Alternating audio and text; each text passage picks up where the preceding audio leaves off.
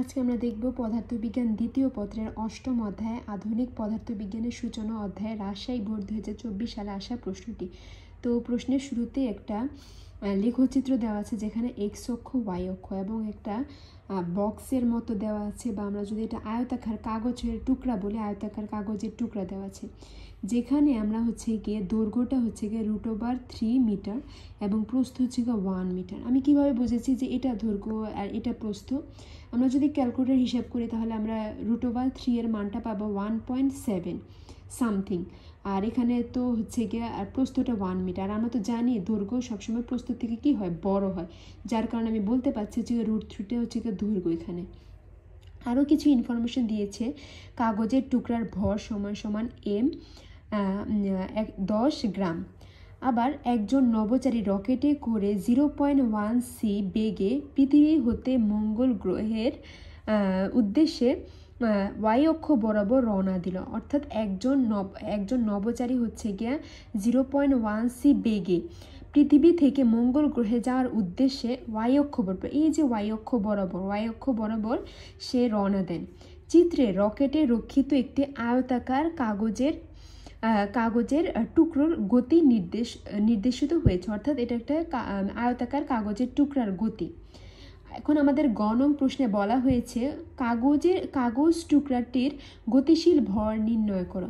গতিশীল ভর মানে হচ্ছে আমাদের এম = ওয়াট, আর প্রশ্নে দিয়েছে কাগজের টুকরার ভর।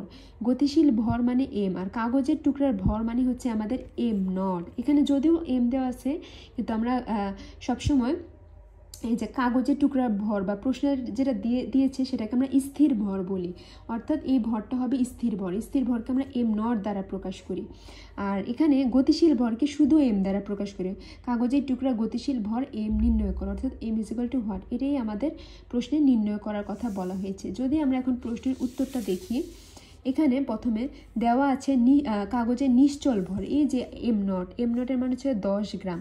বেগ V = 0.1 দেখিয়েছে বেগ 0.1 বেগে আমাদের বের করতে হবে গতিশীল অবস্থায় ভর M = হোয়াট। আমরা এখন ভরের আপেক্ষিকতা যে সূত্রটা আছে ওটা থেকে আমরা জানি M = M0 √1 - v² / c²।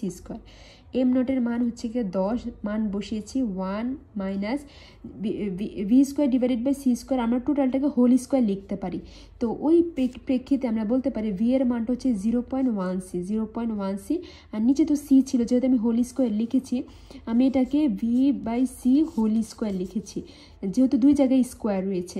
তো v এর মানটা হচ্ছে আমাদের 0.1 আর 0.1c, আর নিচে তো c ছিল, তাহলে c কাটা যায়। তো এতটুকু ক্যালকুলেট করলে আমরা পাবো 10.05 গ্রাম, অর্থাৎ অতএব উদ্দীপকের কাগজের টুকরার গতিশীল ভর হবে 10.05 গ্রাম। এটিই ছিল গ নং প্রশ্নের অ্যান্সার। তো এখন যদি আমরা গ নং প্রশ্নটি দেখতে চাই, গ নং প্রশ্নে বলা হয়েছে পৃথিবীতে অবস্থানরত একজন ব্যক্তির নিকট কাগজের টুকরাটির ক্ষেত্রফল কত হবে। ক্ষেত্রফলকে আমরা সবসময় এ দ্বারা প্রকাশ করি, অলওয়েজ এ দ্বারা প্রকাশ করি। তো আমাদের কোশ্চেনে বলছে পৃথিবীতে অবস্থানরত একজন ব্যক্তির নিকট কাগজের টুকরাটির ক্ষেত্রফল কত হবে। ক্ষেত্রফল তো মূলত আমরা দৈর্ঘ্য ইন্টু প্রস্থ গুণ করলে বের হয়ে যায়, কিন্তু এখানে একটা কথা রয়েছে। এখানে বলেছিল যে একজন নভোচারী 0.1 বেগে পৃথিবী হতে মঙ্গল গ্রহের উদ্দেশ্যে ওয়াই অক্ষ বরাবর রওনা দেন, তাই না? তো আমি এখানে লিখতে পারি এখানে রকেট সহ কাগজের টুকরাটি কি হবে, ওয়াই অক্ষ বরাবর গতিশীল। যেহেতু একজন নভোচারী ওয়াই অক্ষ বরাবর রওনা দিল, তাহলে অবশ্যই সে রকেটে করেই তো ওয়াই অক্ষ বরাবর রওনা দিবে, তাই না? তো আমি বলতে পারি এখানে রকেট সহ কাগজের টুকরাটি ওয়াই অক্ষ বরাবর গতিশীল। সেহেতু পৃথিবী হতে একজন পর্যবেক্ষক, পৃথিবী হতে মানে আমি তো ঘটনাটি পর্যবেক্ষণ করছি, তাই না? তো একজন পর্যবেক্ষকের সাপেক্ষে তার গতিটি হবে কি ওয়াই অক্ষ বরাবর। যেহেতু আমি পৃথিবীতে থেকে দেখছি, তাহলে আমি তো ওয়াই অক্ষ বরাবর দেখব যে সে একজন রকেটে করে ওয়াই অক্ষ বরাবর রওনা দিয়েছে। তা আমি বলতে পারি যে একজন পর্যবেক্ষকের সাপেক্ষে তার গতি হবে ওয়াই অক্ষ বরাবর। আর তাই প্রস্থের পরিবর্তন হবে, দৈর্ঘ্যের কোনো পরিবর্তন হবে না। এই যে দৈর্ঘ্যটা দৈর্ঘ্যের জায়গায় হবে। আর শুধুমাত্র কি হবে, প্রস্থে, যেহেতু ওয়াই অক্ষ বরাবর যাচ্ছে, এই ওয়াই অক্ষ বরাবর মানে হচ্ছে এই বরাবর যাচ্ছে, এই বরাবর কি আছে, আমার অবশ্যই প্রস্থ আছে, আমার তো দৈর্ঘ্য নেই। আমি কিন্তু শুরুতেই বলেছি এটা হবে আমার দৈর্ঘ্য আর এটা হবে প্রস্থ, কারণ √3 মান হচ্ছে 1.7 আর √3 মান হচ্ছে 1.7 আর এখানে প্রস্থর মান তো 1। আর আমরা জানি দৈর্ঘ্য সবসময় প্রস্থ থেকে বড় হয়, 1.7 বড় না, তাই এটা দৈর্ঘ্য আর এটা হবে প্রস্থ। যার কারণে আমি এখানে বলতে পারি যে আর তাই প্রস্থের পরিবর্তন ঘটবে, দৈর্ঘ্যের পরিবর্তন ঘটবে না, কারণ ওয়াই অক্ষ বরাবর যাচ্ছে। যদি আমাদের বলতো যে এক্স অক্ষ বরাবর যাইতো তাহলে আমি বলতাম যে দৈর্ঘ্যের পরিবর্তন হবে, প্রস্থের পরিবর্তন হবে না। যেহেতু এখানে ওয়াই অক্ষ বরাবর যাচ্ছে তাই প্রস্থের পরিবর্তন হবে, দৈর্ঘ্যের কোনো পরিবর্তন হবে না। যার কারণে আমি বলতে পারি নিশ্চল অবস্থায় প্রস্থ, যেটা দেওয়া আছে সেটাই হচ্ছে নিশ্চল অবস্থায় প্রস্থ। নিশ্চল অবস্থায় প্রস্থকে আমরা বি দ্বারা আইডেন্টিফাই করেছি, যেহেতু নিশ্চল অবস্থায় প্রস্থ তাই আমি বলতে পারি B0 = 1 মিটার, যেটা আমাদের প্রশ্নে দেওয়া রয়েছে। এবং গতিশীল অবস্থায় প্রস্থ, যেহেতু এই যে ওয়াই অক্ষ বরাবর যাচ্ছে এই জায়গার প্রস্থটা তো আমি জানি না, এই জায়গার প্রস্থটা আমাদের বের করতে হবে। গতিশীল অবস্থায় প্রস্থ B = what, তো আমরা জানি B = B0 √1 - v²/c², ঠিক আছে। তো আমি এই সূত্রটা কোথা থেকে লিখেছি, আমরা দৈর্ঘ্যের আপেক্ষিকতা বা দৈর্ঘ্যের যে সূত্রটা আছে ওখান থেকে আমরা জানি L = L0 √1 - v²/c², ঠিক আছে। তো আমরা এই সূত্রটা থেকে মূলত আমি এই সূত্রটা লিখেছি, B = B0 √1 - v²/c²।